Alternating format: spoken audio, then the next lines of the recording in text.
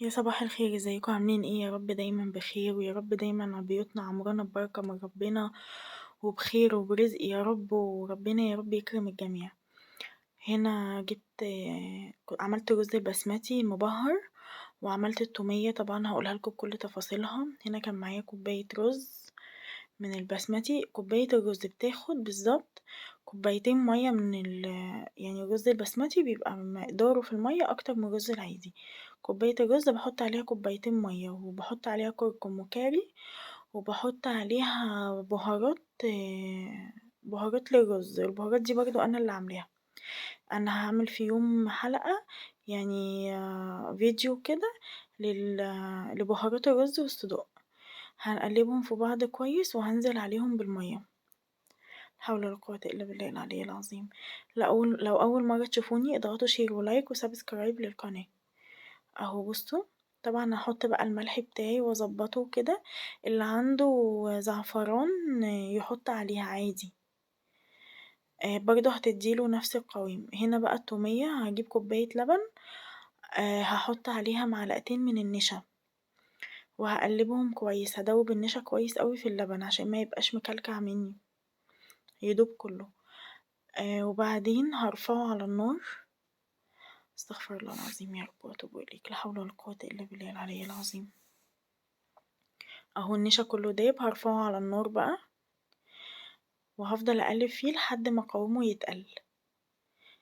اهو بصوا، هقلب فيه، هفضل كده مستمرة في التقليب، ما نوقفش عن التقليب عشان ما يكلكعش مننا ويلزق في الحلة. اهو هنفضل نقلب لحد ما يتقل. كده تقل خلاص.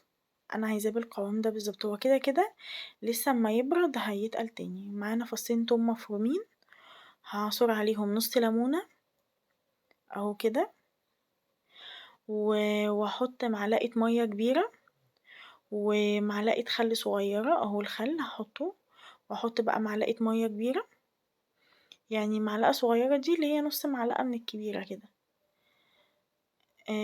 وبعدين اهوت هنزل بقى بالنشا واللبن اللي انا حطاه، وهحط تلتين كوباية زيت. انا الزيت حطاه اهو، واهو النشا. هحط كله بقى على بعضه كده في الخلاط.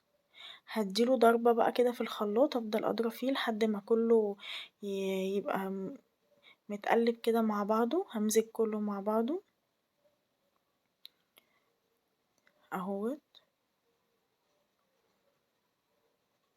هفضل بقى كده، يعني ههدي الخلاط شوية وارجعه تاني. وبعد كده هنزل بقى ربع معلقة ملح. يعني بعد ما اديله تقليبة كده هنزل بربع معلقة ملح وكوباية زبادي.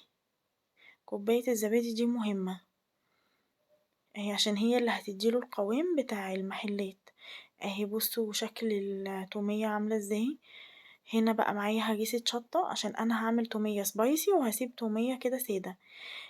هريسة شطة كده هفضل يعني هحط حتة حتة لحد ما الاقيها خلاص زي ما انا عايزاها.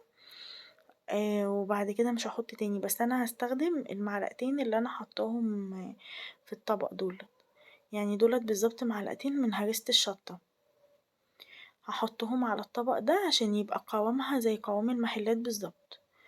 اهو بصوا، بصوا شكلها بقى عامل ازاي التومية.